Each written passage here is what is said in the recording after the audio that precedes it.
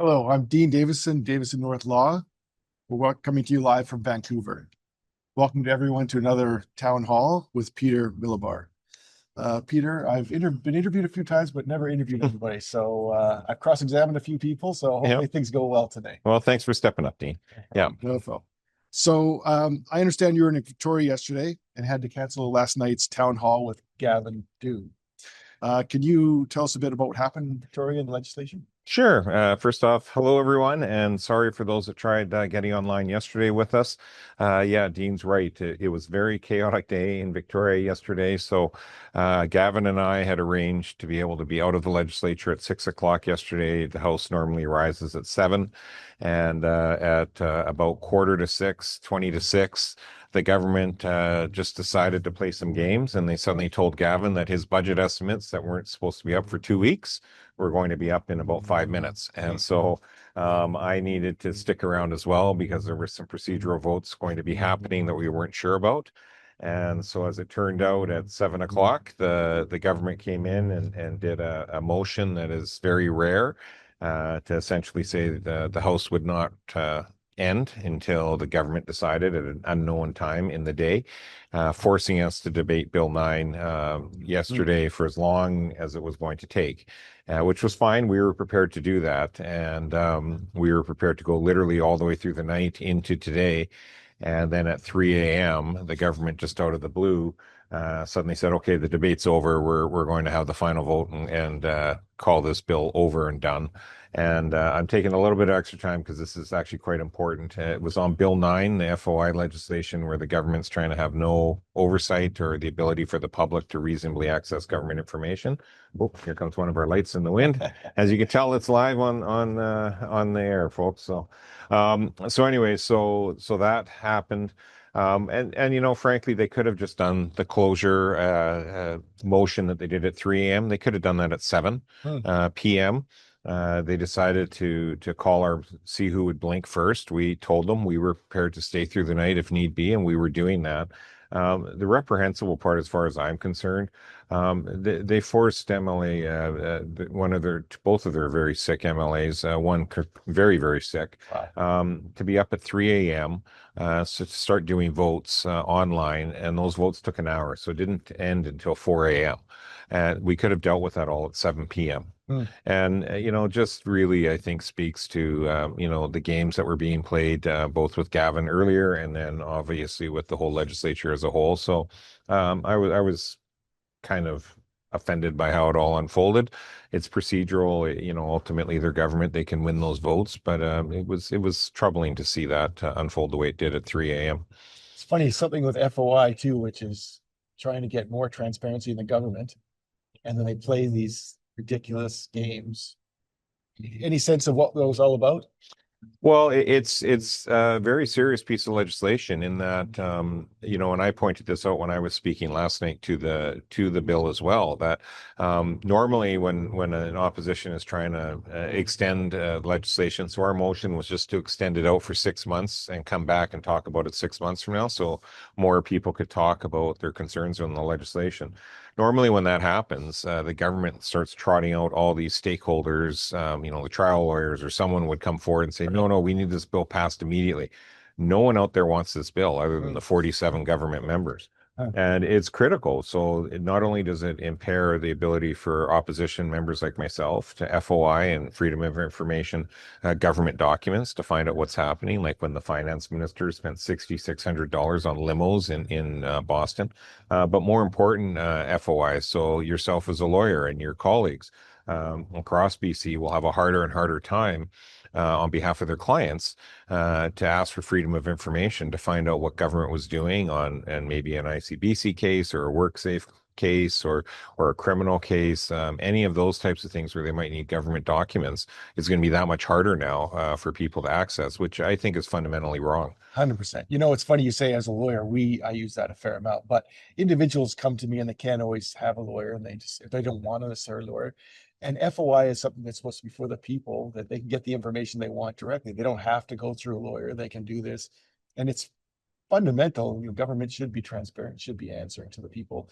And it's a tool that often, if it doesn't work out, that they want to work with us at that particular time, we say, FOI is your first great step to find out what the government knew or didn't know and what their next steps are. And to take that away, it's just no valid reason as far as I can see. No, a couple of years ago, we went through a similar process when they were adding the fee, the $10 fee to FOI filings. And we fought that pretty hard. This is much more egregious than that. And so we're going to continue to fight. It still goes to what's called committee stage. We'll continue to ask a lot of questions and try to fight back and try to vote against it again.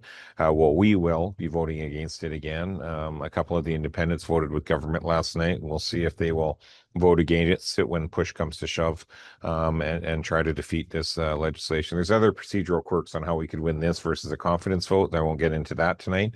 But needless to say, the government was nervous about it to the point they literally had members that are very, very ill being forced from 3 till 4 a.m. at again, the timing of the vote was 100% at the call of the government. We were still debating. We were still putting people up. We could have done it all the way through today.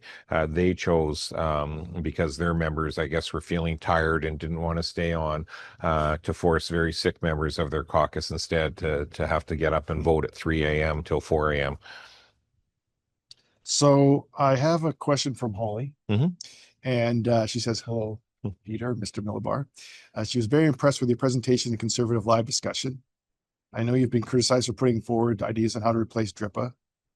She was wondering if you could elaborate on why it should be replaced and what might happen to our economy if there's no framework for implementing Indigenous rights.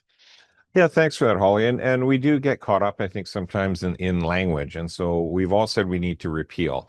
Some of my competitors, some that aren't supporters, and that's fine, have tried to then characterize the what next as, see, I just want to replace DRIPA with DRIPA 2.0 or other language like that.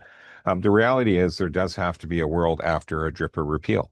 And I've been trying to be upfront with people right from the get-go. Now, my world view on this is that we have to still respect the Constitution that is in place.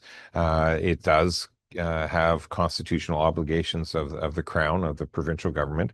It also has rights for Indigenous peoples as well, enshrined in that document. So we have to abide by those, whether people like that or not. Just simply saying, I'm going to repeal DRIPA and we're done. We never have to talk to Indigenous nations again. We don't have to consult them or anything like that.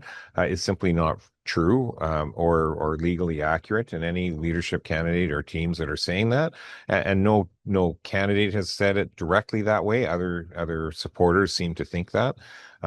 Simply don't understand the complexities of what we're dealing with, or choose to not want to acknowledge them. So we have to actually get back to a respectful back and forth with Indigenous nations.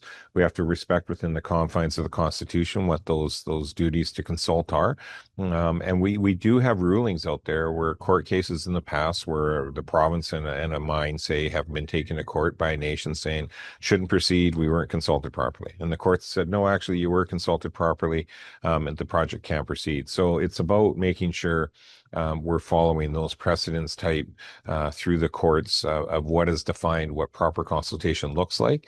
And then what's always been missing is the province has never actually stuck to those timelines or those frameworks of what proper consultation looks like. And then they give an extension or then they rush something. And we need to actually just have a clear set understanding for projects, for the broader public, and also for Indigenous communities, what exactly consultation looks like moving forward. 100%. You've been pretty consistent with that. And I've, if you just drop it and run into court, you're just going to be there for another 10 years, right? Like this. Exactly. But the courts have said these are the standards. And so there's something to measure yourself from. Yeah. So I have a question from Arian. You've spoken about reducing bureaucracy and speeding up housing development. Specifically, which regulations or approval process would you prioritize changing or removing within the first 6 months of your leadership? Yeah, great question. And so there's varying things we have to do, and it depends which part of the province, how impactful some of these changes will be for you or not. In the Lower Mainland, where you have Vancouver with a different building code that's layered over top of the BC building code, we need to actually get back to having one standard, so that if you're working on one side of boundary or the other, or if you're working in Vancouver on a project and in Richmond, you're not coming into completely different design specifications. Your trades aren't aren't working with different standards and trying to remember, because that speeds up the process. It leads to less errors when drawings are submitted. But we also need to recognize that we actually do have to engage the professionals, the engineers at a higher level that are working and drawing these up, and start figuring out ways to not have so many different checkpoints going through a municipal permitting system, but also a provincial permitting system.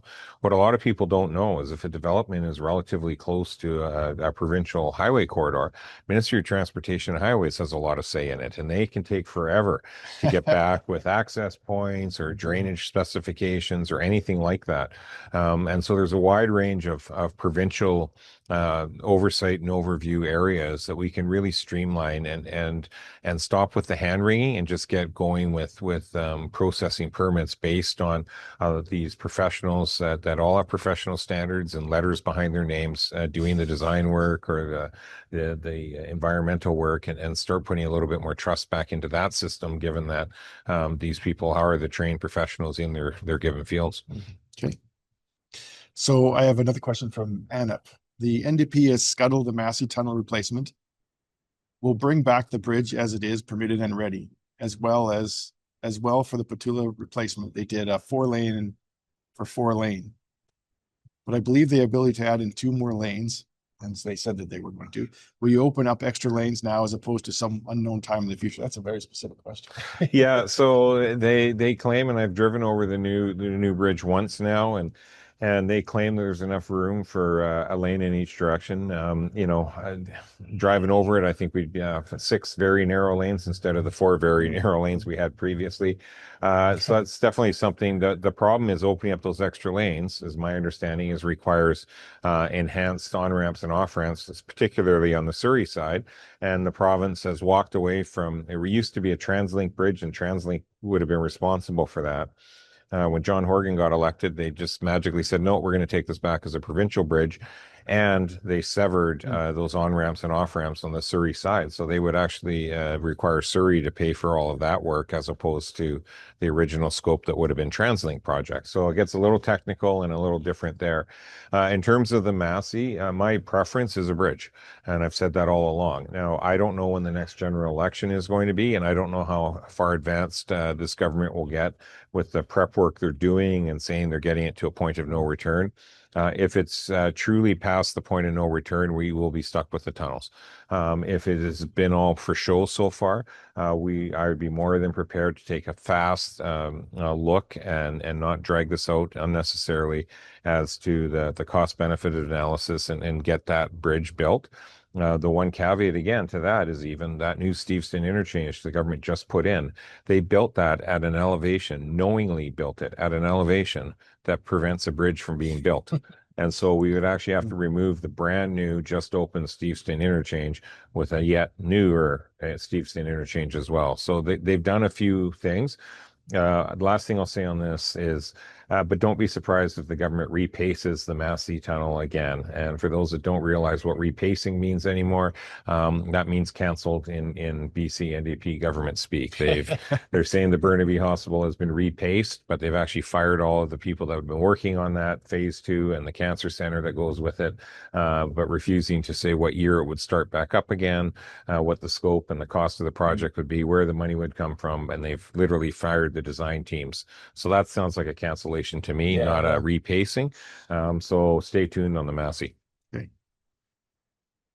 So we have a question from Christopher. It says, hi, Peter. I noticed that with the firearms legislation, all the other candidates have expressed their views, but haven't done so at this point. But you haven't done so at this point. The real issue is not firearms, but property rights. Are you able to let us know your views? Yeah, no, absolutely. And I can get that you maybe haven't seen it. I have issued the odd email. I've been out there. I have a video about me with my hunting and fishing dogs. Yeah, well, not fishing dogs, but my hunting dogs and fishing and what I like to do in terms of free time. So, obviously I hunt, so I'm a gun owner.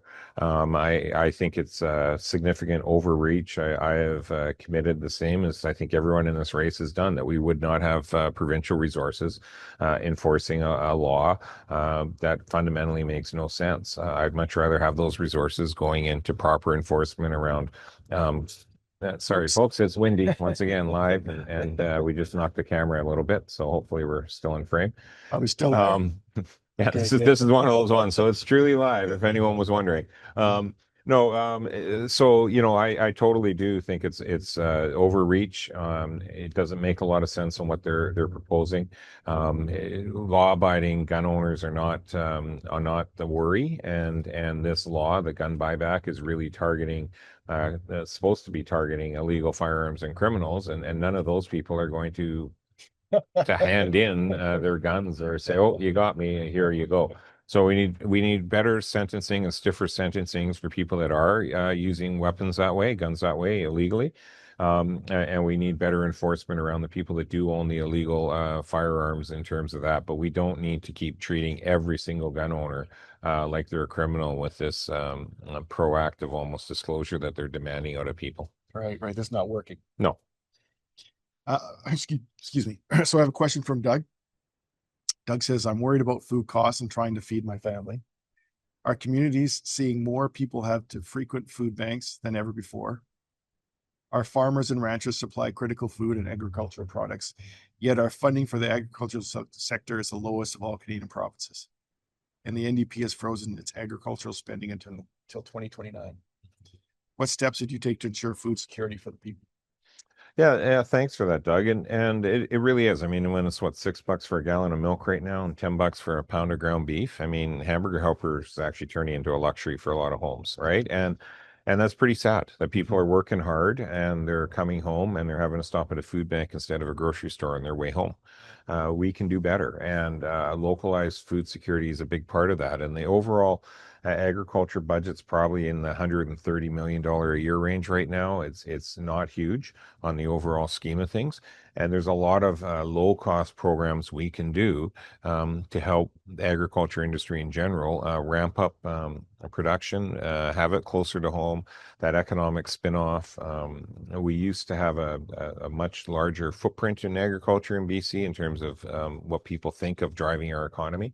And so I think there's a lot of gains for us to have there. And with the fiscal mess the NDP have us in, that's what I've been talking about is these very targeted ways of targeted other spending, which again isn't in the billions of dollars. It's just where's our best bang for the buck? Where can we get better production? Where can we enhance the value add? So I've talked to packers out in Abbotsford that pack blueberries, and they just need approval for a slight expansion on their current footprint, and they could they're currently processing about 300 growers. They could process another 100 growers with that slight expansion. And so it's things like that that we need to do that then incentivize and keep the overall the agriculture industry thriving, tries to keep our costs lower because obviously the food is produced closer to home. It's fresher, it's healthier for you.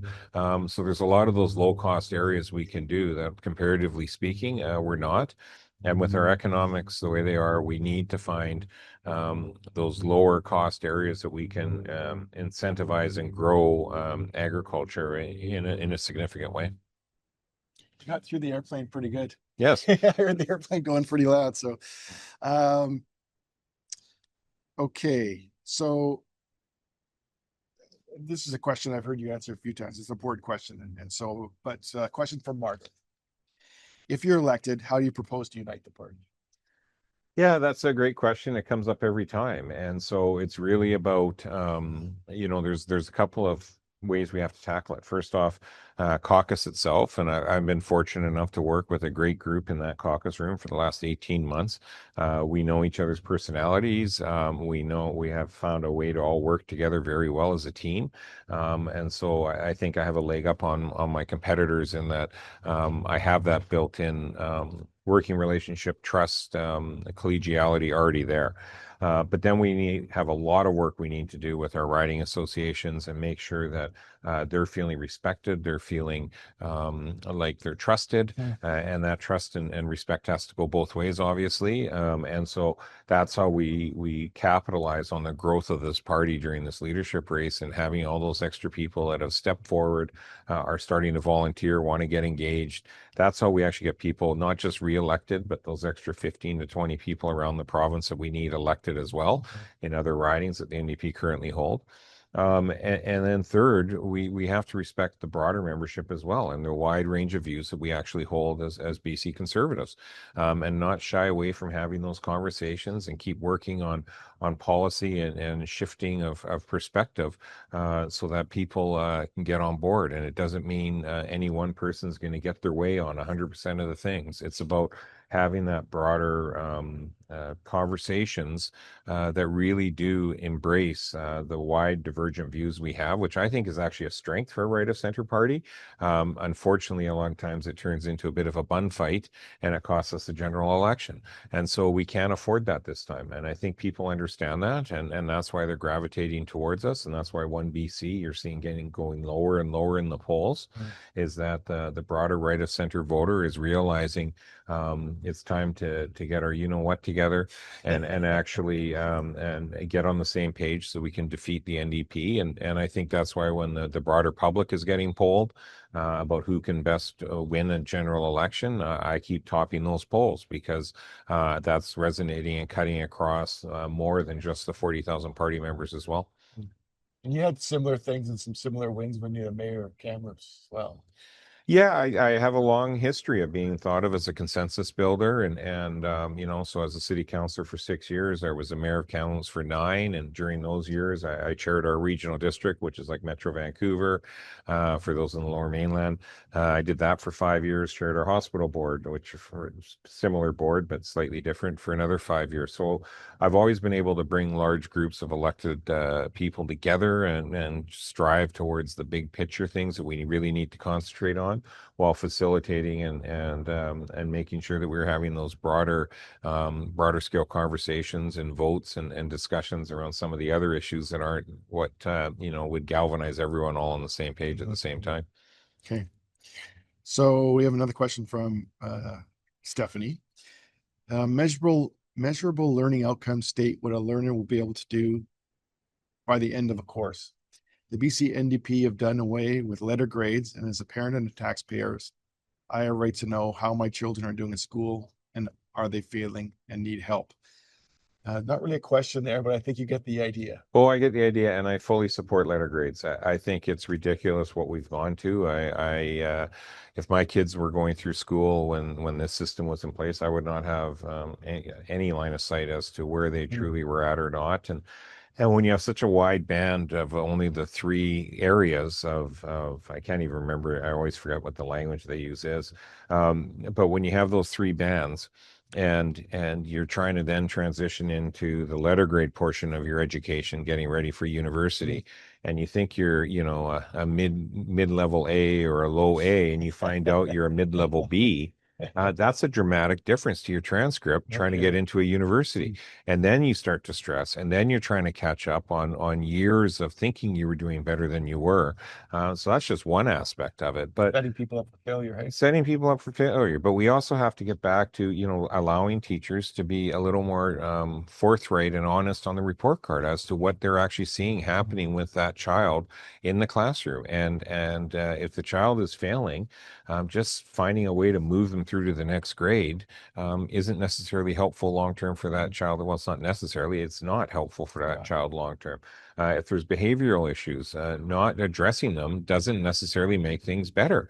And so we need to actually have more latitude for teachers to actually convey back to parents without worrying that these kids are going to have their stigmatized or their self-esteem crushed because there's some honesty coming back and forth between the classroom and the yeah, exactly. And the classroom and the parents and the household, they all have to be on the same page of what's really going on with that child, as opposed to this kind of kumbaya attitude on a report card and contact. Yeah.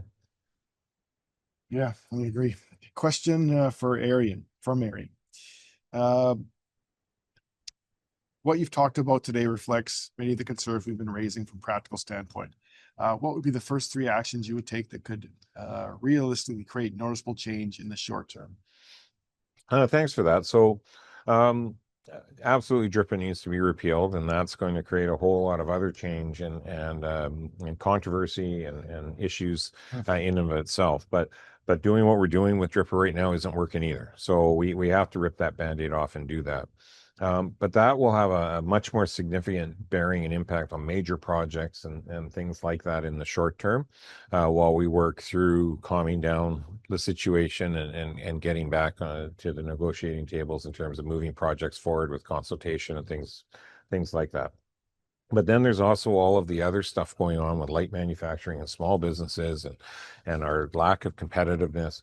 And we really need to, in the short term, really kickstart that side of our economy and get that signal out to the investment community and large and small business people who are really our job creators and really do provide the opportunity and the hope for our youth, that their investments are welcome, that there's going to be stability, that there's going to be some certainty, that the government is truly starting to strip back a lot of these duplicating and nonsensical rules and regulations that we have, and actually have a competitive tax structure for them. So we can do a lot on that I think will really send those signals in a quick, immediate turn. And that starts to set that narrative. And I say this all the time on these types of questions that, if you're coming home from work and your workplace isn't able to replace equipment or is having trouble even hiring repair people to come in or is laying people off, you're coming home to work wondering if you have a job the next day Yeah. or not. If you're coming home from work because your workplace is talking about expanding and they're getting new equipment coming in, oop, there's that light again.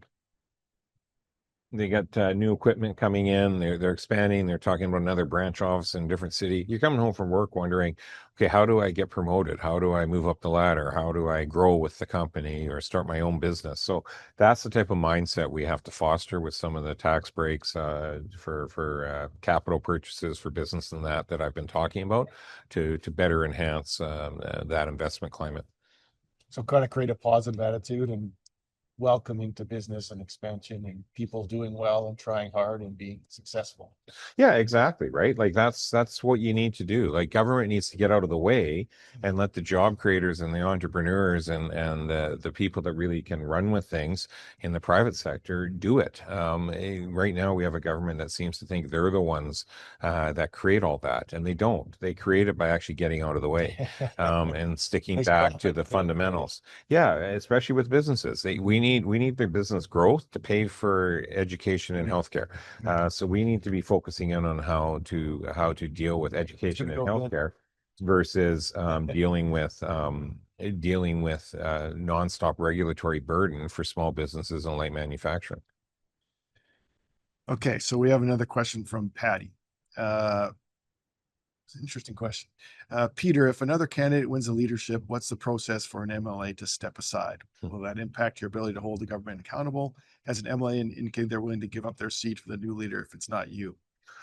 Yeah, thanks. So you're the only one that's an MLA. I am the only one with as that's an MLA. So I was the only one in the leadership race that was tied up in the legislature till 4 a.m. Yesterday, and yeah. voting and literally speaking to the bill and standing up and challenging some of the procedural things happening in the House and things like that. So yeah, it essentially the short version of it is it at best case scenario it gives EB and the NDP 8 months where they have an extra one seat majority of voting. Because you would need to find an MLA to step away, create a by-election. The government would have 6 months to call the by-election, and then there's the election itself and the swearing in and all of that has to happen. So that's the best case, fastest scenario.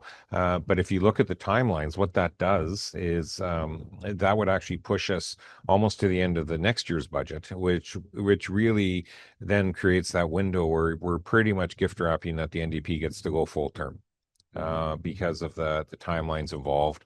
And so it is a problem. Now, I only say that. I know it sounds self-serving sometimes because I'm the only one with a seat. That is just the political reality of timelines. Also, just the reality. Well, and with a one seat majority. Now, some at home might be saying, but they rushed in, they did what they call leader's courtesy when Kevin Falcon needed to win a by election to come into the House when he became the leader of BC Liberals. And they're right. But at that time, the NDP had literally twice as many seats as we had. And we had an outgoing leader in Andrew Wilkinson who had literally was waiting for the new leader to come in. If they needed the seat, he was prepared to step away. We don't know anyone that's prepared to step away at this point. And EB only has a one seat majority. So the whole leader's courtesy thing is out the window. Right. I don't know a government out there that would suddenly say, well, you know what, we're slumping in the polls, we're doing really bad. We're going to do leader's courtesy and do a 1 month by-election Yeah. and get on with it and get back to possibly triggering a general Right. election while we're down in the polls. No way that No, happens. they want to hang on as long as they possibly can, and we need to get them out as quickly as possible. Mm, And so that one seat is a massive difference in the ability for us to actually do that as an opposition or not. that makes sense. Yeah, I don't think I've ever seen anybody volunteering to give up a seat. No, it's not as easy as you think. My understanding is when Christy Clark was the premier in 2013, it was 11 or 12 MLAs were pondering and thinking about it before Ben Stewart agreed to step away. So it's a challenge, and it's even Mm, more of a challenge when you're in the opposition with a pretty much brand new caucus as well. yeah. Question from Susan. It seems like every year now we're experiencing some sort of crisis like heat domes, wildfires, atmospheric rivers, etc. How would you recalibrate things for BC to be better prepared to withstand these emergencies? Yeah, a lot of it comes down to that preparedness and lessons learned, and you know, we don't talk about the heat wave enough that happened, and 620 people or so in BC, 619 I think it was, lost their lives that Wow. weekend, and Washington State with similar populations and similar heat impacts, they were like I think they were in the teens, and but they had much better preemptive systems in place. We have seen post that heat wave lots of recommendations around air conditioning, and they tried trotting out this BC Hydro air conditioning program and things like that for you know in wall air conditioners or in window air conditioners. That's been met with limited success, and so there's a wide range of all of these things that we have to be just a little more proactive and preventative around. In terms of the wildfires coming from Kamloops, so we get both the heat, obviously, in Kamloops, but also we get the wildfires because of the heat. And you know, when I see things like the Fire Smart program where communities and Logan Lake was being held up, rightfully so, was doing so much great work around wildfire prevention that prevented the wildfire from taking out Logan Lake a few years ago. And then this government repeatedly finding ways to try to claw it back or put question marks whether the funding is going to be in place or not. Again, instead of you know, really building up communities and letting them thrive and take control of their own fire smarting and fire mitigation. Um, Supporting. and supporting them. And lastly, especially on the wildfires, we have to actually get more aggressive in tackling them when there's still a spot fire. They simply sit and watch them too long. And we have to be more aggressive, be it with volunteers in the area that we certify and have ready to attack those spot fires, waiting for BC Fire Services to get on scene. Mm, But the more you attack, we can red circle the area after a spot fire if it's deemed to have a heavy force load that it's likely going to happen with another lightning strike or anything like that. And that's where you prioritize and target to go back in afterwards, and start doing the cleanup and getting rid of a lot of that fire risk at the same time. okay. So I have a question from Barry. This is a short one. Do you support ending community benefit agreements? Yes, I do. The community benefit agreements are the agreements where the government has gone out for large scale government projects like bridges and hospitals.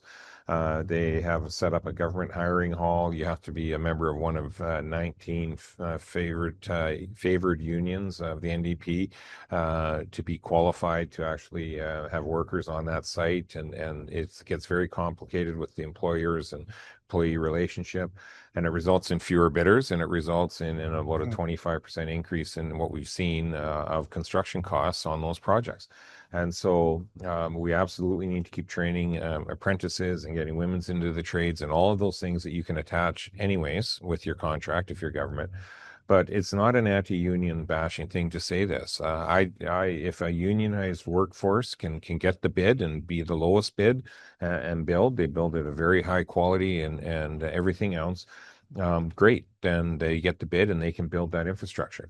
But we need to, at a time where we're struggling with capital dollars and getting projects built in this province, we need to be realistic and get best value for money. And that includes getting rid of the so-called community benefit agreements, and get back to open tendering for all workplaces. Fair competition. Fair competition. And like I say, if those companies aren't able to bid with their workforce and win that one project, chances are there's a different project then, because the other one is tied up building on that. So again, this isn't meant to exclude anyone. On the contrary, right now, 85% of the workforce is excluded from these government projects. I'm saying it should be 100% of the workforce has a shot at working on these projects. Yeah. So I have a question. So from Carl, the BC government gushes publicly about our northern resources and projects, raking in the revenues on the backs of northern communities without adding or any support or critical infrastructure. The NDP are blind and deaf to the needs of northern BCers that work in the industries that enable places like Vancouver and Victoria to flourish. How would you bridge that divide? Yeah, thank you. Again, I coming from the interior, only candidate in this race that does not live in Metro Vancouver, and so I very much understand the rural-urban sentiments and differences, being from Kamloops, and can relate a lot with those challenges. And what I see and what I know to be true is that these communities they're not asking for a SkyTrain. I mean, when I'm in Prince George or Mackenzie, no one's saying, "Where's our SkyTrain?" If you're in Fort St. John, they're asking, where's the Taylor Bridge replacement, which is a legitimate concern. And sometimes you hear people in the Lower Mainland say, well, this is an expensive bridge. Who's going to pay for that? I say the same people that paid for the Patello Bridge, Yeah. right? It's a provincial piece of infrastructure. It's a critical economic corridor for this province and national economy. Yes, it's expensive, but doesn't mean it doesn't still need to be replaced and that it's unsafe. And so we need to start looking at these communities. And again, it's about that not just the dollar figure, but the overall impact. There's a lot of communities out there that aren't asking for much, right? They need, literally a $5 million grant to take hold of reshaping what their local economy will look like after the mine closed down, or in this case, a sawmill usually, to actually set themselves up for that transition and get their economy rolling. And they always feel like they have to come cap in hand repeatedly to Victoria, begging, begging, begging.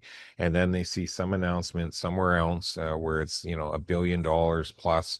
And they're saying, well, how come we can't just get $5 million or $2 million or $500,000? So fair share. Yeah, so it's really about, and it's not a dollar for dollar fair share. It's just about, helping them to be empowered to actually do what they need.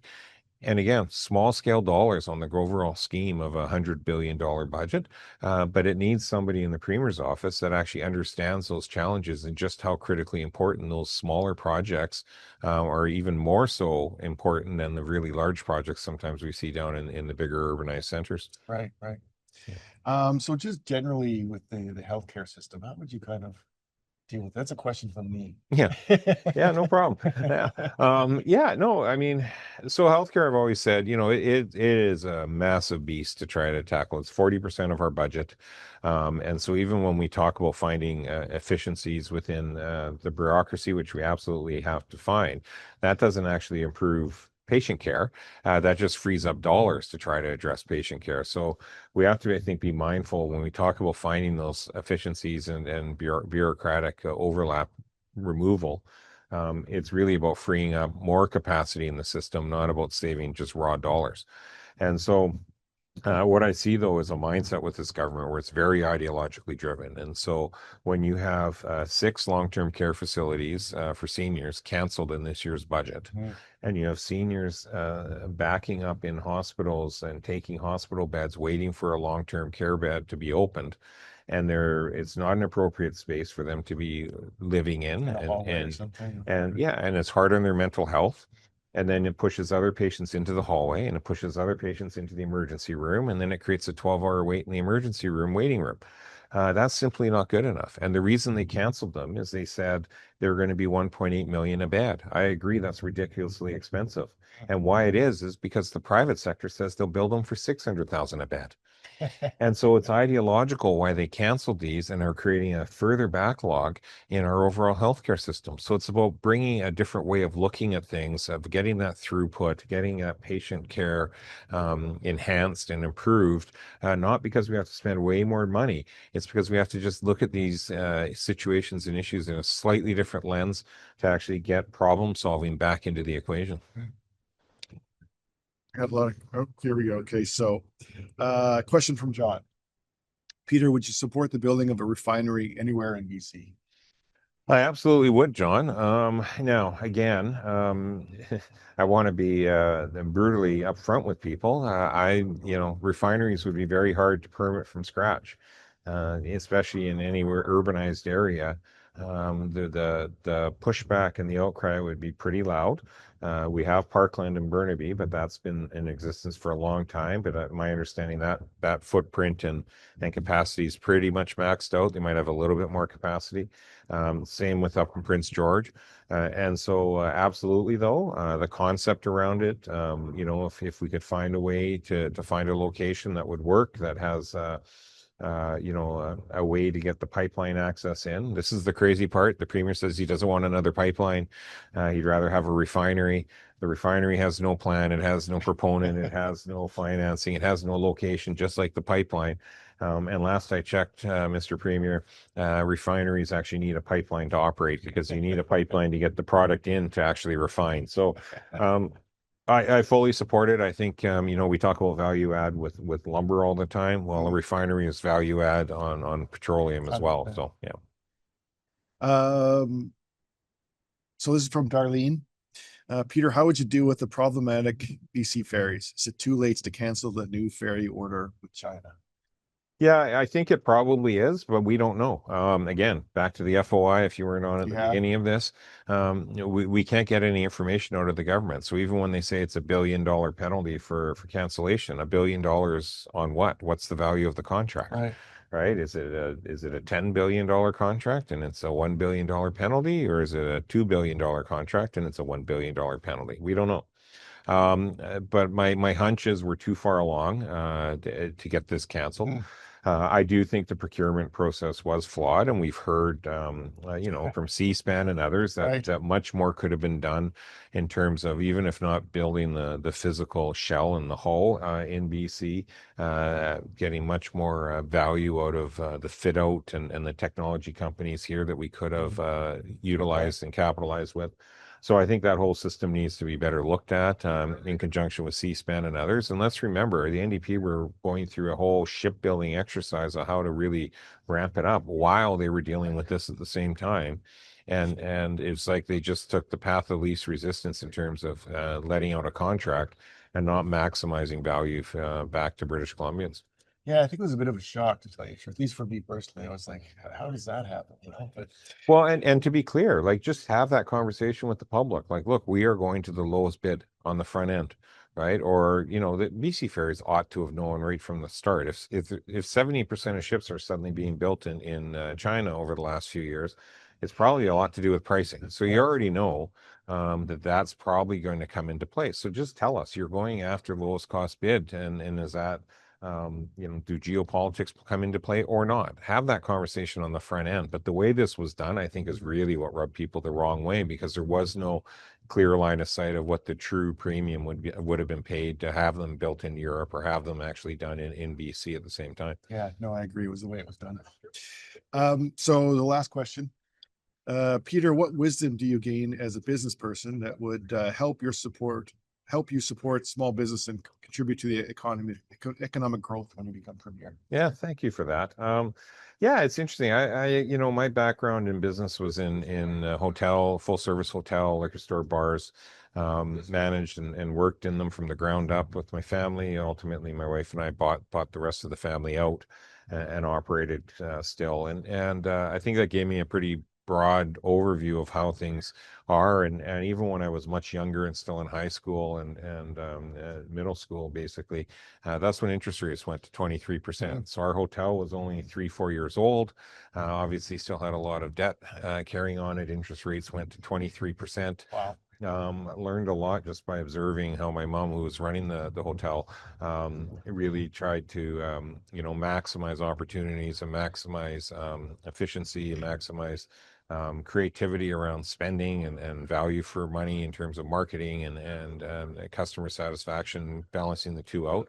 So, I think we're at that point that small businesses need that kind of thought process in the premier's office as we're bringing forward tax changes, as we're bringing forward regulatory changes that actually cut through to the heart of what they're actually looking for to succeed. And it's not about just a free handout. It's about maximizing on the government side what we can do to create that environment to let those small businesses do what they do best, and that's create jobs and provide great services for British Columbians. Right, right. So you Yeah. have that practical experience of being a business owner and the ups and downs and government helping and not helping, and so you kind of have that sense what they need and what they don't need, maybe a bit more than someone that doesn't have that practical experience. Yeah, I think so. And, you layer that in with the years of being a local elected city councilor or mayor at the exact same time as owning and operating. It really does bring that perspective full circle of how government can be helpful or how government can be a complete pain in the rump. So, Right, yeah. right. Well, as a lawyer, they don't call me when government's helpful, but they call me when government's not helpful, and it's surprising to me how much government gets in the way of people just trying to own a home, have a business. It's unrealistic. There's many, many layers on all levels. Um, so thank you for everyone that joined us today. Apologies we didn't get to your questions. Um, to make Peter our next leader and premier, we need you to vote. So for members of the party, you need to complete the online verification process in advance. I've done it. It's quick, it's easy. On that email, it tells you if you have a conversation, if you have a question, there's someone on the phone, there's someone to email. The Conservative Party sent you emails last week. So like I said, I've seen it, I've done it for you to verify your identity. So please follow the instructions to complete the process. It only takes a few minutes. And the deadline to complete your verification is May 20th. Voting will take place May 23rd to May 29th. Peter, every time I hear you, I learn something new. It's surprising how much knowledge you have and so much understanding. And I've heard you talk to people, and I've heard you say sometimes not always what they want to hear, and you do it very well. And I personally, just me personally, look forward to you challenging EB. I'd like to see that. Well, That'd be thanks, good for Dean. everybody. Thanks again for letting us camp out on your beautiful patio here. Although a little gusty with the lights, but it's all good. I'm sure the viewers at home managed to figure that part out as well. So, I think we yeah. had sirens, helicopters, airplanes. Well, these mics are actually pretty good, so people might not have heard any of that noise. But yeah, no, thanks to you again, everyone, for tuning in. Again, I have a YouTube channel, Peter Milobar, and all my socials are Peter Milobar as well. And so check it out. And there's a lot of footage there. I was in question period yesterday. There's footage for me in question period, and on and on and on from the various years in the legislature, as well as other town halls that we've done. So stay tuned for more upcoming town halls as well. Yeah, thanks, Peter, and have a great day, everybody.